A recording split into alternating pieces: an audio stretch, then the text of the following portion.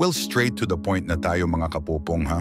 Dahil ang pinakamalaking tanong kasi since pinagamit na ni Manny Pacquiao ang kanyang apelyido kay Eman Bacosa, ang pinakamalaking tanong kasi ngayon makakasali ba si Eman sa mga pamana sa yaman meron si Manny Pacquiao? Actually, malaking usapin ito mga kapupong, pero ipaliwanag ko na lang in very simple explanations ha. At please i-correct nyo na lang ako sa ilang impormasyon na aking ipapakita sa inyo. Well, kung pagbabasehan kasi natin ang civil code o ang batas dito sa Pilipinas, lumalabas kasi na totoong qualified itong si Eman in terms sa tanong kung meron ba itong makukuhang mana sa yaman ni Manny Pacquiao. Pero wait lang mga kapupong ha. Maraming kasi situation na kailangan ring pagbasehan patungkol dito. Let's say for example ay nagkaroon ng agreement o pirmahan ang panig ni Manny Pacquiao at ang panig ng nanay ni Eman Bacosa noon. At kung for example ay meron na nga, and for example ang nilalaman ng kasulatan ay patungkol sa usaping pera o yaman or inheritance man, dyan na natin makikita yung limitations through personal agreements ng dalawang panig na sila na lamang ang nakakaalam. Pero sa tingin nyo ba papayag itong si Manny Pacquiao na walang makukuhang mana itong si Eman? Most especially tinanggap na niya ito bilang isang Pacquiao? At most especially being super galante ni Manny Pacquiao? Yes mga kapupong, baka in the future pa nga baka si Manny Pacquiao pa ang magpagawa ng bahay para kay Eman kahit gaano kaganda pa yan. Pero alam nyo ba ang isa sa pinakamahalaga ngayon bukod sa usaping pera? Yes mga kapupong, at yan na nga ang mismong pagtanggap ng pamilya ni Manny Pacquiao kay Eman Bacosa. Well, dyan mo talaga malalaman kung gaano kabuti ang pamilya ni Manny Pacquiao. Anyway, ito pa yung iba pang balita. Sa isang taos-pusong muling pagkikita, niyakap ni Manny Pacquiao ang kanyang anak na si Eman Bacosa Pacquiao, isang makasaysayang sandali kung kailan niya formal na kinilala ito at pinayagan ng gamitin ang apelidong Pacquiao. Ipinanganak si Eman noong 2004 at sinabi niyang lumaki siyang malayo sa ama, ngunit nanatili ang kanyang paghanga rito. Sa mga oras na siyam na taong gulang pa lamang siya, sinabi ni Eman na nagsimula siyang mahilig sa boxing matapos mapanood ang mga sagupaan ng kanyang ama. Nagsanay siya sa kanilang bayan sa Tagum at di nagtagal ay lumipat sila ng kanyang ina sa Japan, kung saan siya nanirahan ng halos 10 taon. Doon niya pinagbuti ang kanyang pag-aaral at pagpapahusay sa boxing, habang nanatiling malayo pa rin sa kanya ang ama.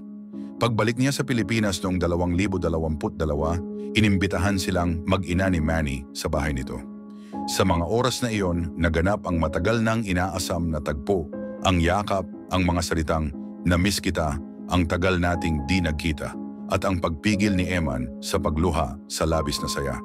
Bukod sa paggamit ng apelyido, hinikayat din ni Manny si Eman na ipagpatuloy ang pangarap nito sa boxing, bagamat una niyang sinabi na mas mainam munang pagtuunan ng pansin ang pag-aaral dahil sa panganib ng sport. Tinanggap ni Eman ang apelyidong Pacquiao bilang bahagi ng kanyang bagong simula at sinabi niyang ito ay parang biyaya at panibagong yugto sa kanyang buhay. Ibinahagi rin ni Eman na humingi siya ng tawad sa kanyang ama at pinatawad din niya ito. Ayon sa kanya, ang pinakamahalaga ngayon ay ang makasama at maramdaman ang suporta ng kanyang ama. Ang importante lang sa akin na makasama ko kayo, sinabi ni Eman ng may taus-pusong damdamin. Maganda rin ang relasyon ni Eman kay Jinky Pacquiao na tinatawag niyang tita. Sinabi niyang nagkakausap sila paminsan-minsan at mainit ang kanilang ugnayan. Samantala, kinilala rin ni Eman ang kanyang stepfather na si Sultan bilang naging ama sa kanya habang lumalaki. Pinaramdam niya sa amin kung ano ang tunay na pagmamahal ng isang ama, sinabi ni Eman. Ipinahayag ng kanyang ina, si Joanna Rose Bacosa, na napagdesisyonan nilang magsalita ng hayagan upang malinawan ang mga tao at maipakita ang kabuuan ng kanilang kwento. Ngayon, taglay ang apelidong Pacquiao, buong puso ng tinatahak ni Eman ang buhay bilang anak at bilang isang boxer, kasama ang suporta ng kanyang ama at pamilya. Ang Chief Presidential Legal Counsel ng bansa at former Senate President ay kasalukuyang nasa ilalim ng masusing pangangalagang medical sa intensive care unit ng isang hindi pinangalanang ospital. Ayon sa kaniyang anak na si Katrina Ponce Enrile, nasa tabi nila ang buong pamilya upang samahan siya sa patuloy na pagbangon mula sa pneumonia. Sa mga oras na isinagawa ang sesyon sa Senado, sinabi ni Senador Jingoy Estrada ang balita at hiniling sa kaniyang mga kasamahan na mag-alay ng panalangin para sa paggaling ng veteranong leader. Sa edad na higit 100 taon, naging paksa ng pampublikong atensyon ang kalagayan ni Enrile. Ayon sa opisyal na record ng pamahalaan, siya ay officially 101 taong gulang na. Pero mga kapupong ipinakita ng talaan mula sa Aglipayan Church sa Cagayan na siya ay 103 taong gulang na.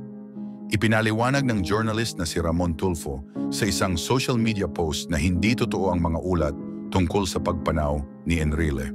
Sinabi niya na batay sa kumpirmasyon ng anak nito na si Jack, buhay pa ang kaniyang ama ngunit nasa maselang kalagayan. Ibinahagi ni Jack na kahit humina na ang lakas ng kaniyang ama dahil sa edad, patuloy silang nagdarasal at umaasa para sa kaginhawahan nito. Maaaring dumating ang panahon anumang oras, sinabi ni Jack, habang nagpapasalamat sa mga mensahe ng suporta mula sa mga kaibigan at kasamahan sa serbisyo publiko. Pinangunahan ni Senador Villanueva kahapon ang mga kasamahan sa Senado sa isang panalangin para gumaling si Enrile. Sa mahabang panahon ng kaniyang paglilingkod, naging mahalagang bahagi siya ng kasaysayan ng politika sa Pilipinas. Nagtapos siya sa Ateneo de Manila University at sa University of the Philippines College of Law bilang cum laude at nagtamo ng isa sa pinakamataas na marka sa bar examinations. Pagkatapos nito, nagtapos din siya ng master's degree sa Harvard University. Nagsimula ang kaniyang karera sa pamahalaan sa ilalim ng administrasyon ni Pangulong Ferdinand Marcos Sr., kung saan nagsilbi siya bilang kalihim ng katarungan at kalaunan bilang Defense Minister. Ang kaniyang paglalakbay sa serbisyo publiko ay puno ng mga makasaysayang pangyayari. Naganap ang isang insidente noon sa kaniyang convoy na naging isa sa mga dahilan ng pagdedeklara ng martial law. Pagkalipas ng ilang taon, siya at si Fidel Ramos ay nagpasya na hindi na sumuporta kay Marcos Sr., isang aksyon na tumulong magpasiklab sa makasaysayang people power movement noon. Ang mapayapang pagkilos na ito ay nagdulot ng pagbabago sa pamunuan at itinuturing na isa sa mga pinakamahalagang yugto sa kasaysayan ng bansa. Pagkatapos noon, nagpatuloy siya sa paglilingkod sa iba't ibang administrasyon at 4 na beses siyang nahalal bilang senador, kabilang na ang panahon niya bilang Senate President mula 2008 hanggang 2013. Sa mga huling taon ng kaniyang karera, hinarap niya ang ilang isyong legal na may kaugnayan sa Priority Development Assistance Fund, ngunit kalaunan ay napawalang sala siya ng korte. Noong 2022, itinalaga siya ni Pangulong Ferdinand Marcos Jr. bilang Chief Presidential Legal Counsel, isang posisyong muling nagbigay sa kaniya ng malaking papel sa pamahalaan.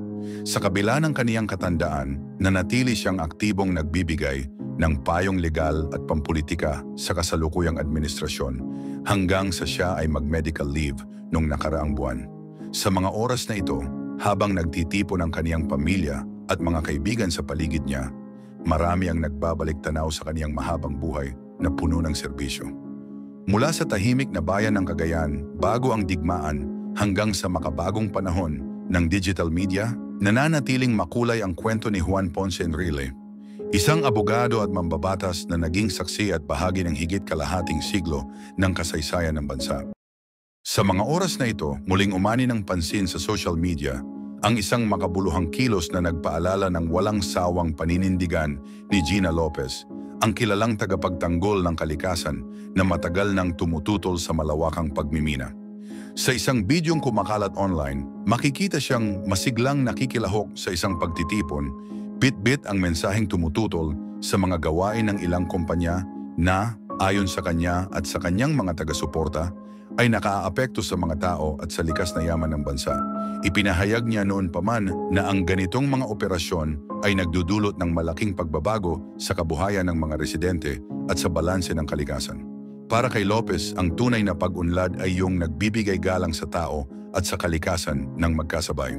Anyway, mga kapopong nakatuon ngayon ang atensyon ng publiko sa Sierra Madre, ang mahabang kabundukan na nakahilerang parang kalasag sa silangang bahagi ng Luzon. Sa paglapit ng Super Typhoon Uwan, marami ang nagpapaalala kung gaano kahalaga ang kabundukang ito bilang proteksyon laban sa malalakas na bagyo. Ang Sierra Madre ay ang pinakamahabang hanay ng bundok sa bansa, na umaabot ng halos 540 kilometro mula Cagayan hanggang Quezon. Gayunman, sinabi ng ilang eksperto na ang patuloy na pagputol ng puno at walang kontrol na pagmimina ay maaaring magpahina sa kakayahan nitong magbigay proteksyon.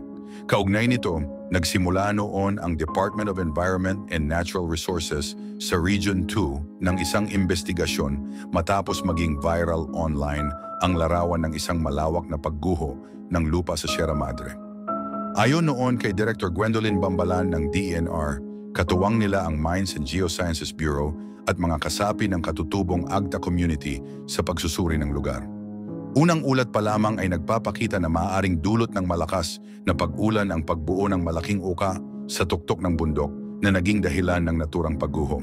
Ipinahayag din ni Bambalan noon na nagsasagawa sila ng aerial reconnaissance kasama ang Armed Forces of the Philippines upang maitala ng mas detalyado ang lawak ng pinsala at matukoy ang mga panganib sa mga karatig na komunidad. Maraming tagamasid ang nagsabing may malinaw na ugnayan ang panawagan ni Gina Lopez at ang kasalukuyang kalagayan ng Sierra Madre. Bagaman ang kanyang protesta ay pangunahing nakatuon sa pagmimina, tumatagos ito sa mas malawak na usapin ng pangangalaga sa kabundukan at sa mga taong umaasa rito. Sa ganitong pananaw, nagiging isa ang layunin ng investigasyon at ng mga panawagan sa social media, ang pagbibigay diin na kailangan ng mas matatag na aksyon para mapangalagaan ang kalikasan. Dahil dito mga kapupong, dumarami ang mga mamamayan at organisasyon na nananawagan ng mas maigting na aksyon para protektahan ang Sierra Madre. Sa paglapit ng Super Typhoon Uwan, binibigyang diin ng mga tagapagtanggol ng kalikasan na ang kabundukan ay hindi lamang tirahan ng mga hayop at halaman, kundi mahalagang sandigan ng mga tao sa mababang lugar. Marami ang nananawagan na itigil ang walang pahintulot na pagtutroso at pagmimina sa mga bahagi ng bundok at hinihimok ang mga lokal na pamahalaan na magpatupad ng mas mahigpit na monitoring. Sa mga oras na patuloy na binabantayan ang ulat ng panahon at investigasyon, malinaw na ang Sierra Madre ay hindi lamang isang tanawin kundi isang sagisag ng tibay ng kalikasan. Ang mga aksyon ni Gina Lopez, ang pagtugon ng mga ahensya ng pamahalaan at ang pagkilos ng mamamayan ay nagtatagpo sa iisang layunin: ang panatilihin ang buhay, balansi at kagandahan ng kalikasan para sa susunod na henerasyon. Sa harap ng mga hamon, nananatiling inspirasyon ang kanyang tinig. Paalala na ang tunay na pagunlad ay nakaugat sa malasakit at pagkakaisa ng tao at ng kalikasan.